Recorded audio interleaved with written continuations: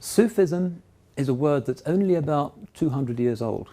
It comes from Toluk and his first book on Sufism. He called it Sufismus.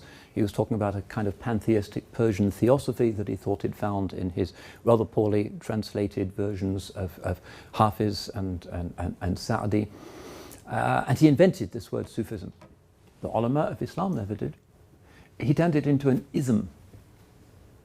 Islam doesn't really have that suffix. The word that we have, that the ulama of Islam have had, is tasawwafa, and the verbal noun of that is tasawwuf. It's not an ism at all, it's more like a verb. In other words, it's something that you do, not something that you join or can point to. And so, if we, as it were, indigenize our discourse again and set aside this Orientalist category, which we tend to use for shorthand and because everybody's using it and Anne-Marie Shamul uses it and everybody uses it, we say, is tasawwuf, is Sufism part of Islam or not? If we start to use indigenous language, is it legitimate for me to atasawwuf? Now that's an indigenously Islamic question. هل يجوز لي أن أتصوف؟ هل يجوز لي أن أكون متصوفا؟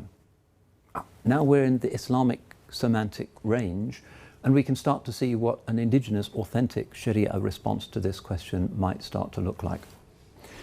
Now, so essentially it's a verb, tasawwafa, and despite the existence of a plurality of sometimes rather scatty theories about where the word comes from, it's probable, and most of the ulama accept this, that it is to do with zuhud and taqashuf and libas al-suf.